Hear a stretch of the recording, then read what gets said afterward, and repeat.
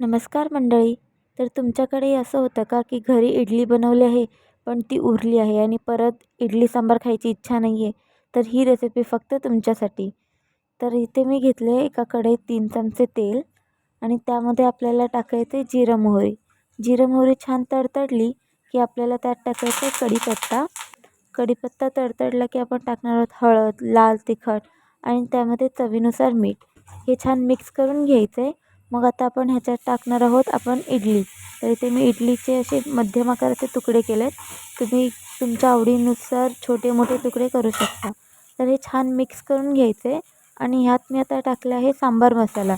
इथे तुम्ही पोडी मसाला यूज करू शकता. आणि अशा प्रकारे आपल्याला इडली छान अशी मिक्स करून अशी फ्राय करून घ्यायची आहे. आणि अशा प्रकारे आपली झटपट बनणारी एकदम चवदार अशी फ्राय इडली एकदम रेडी आहे. एकदा नक्की ट्राय करा.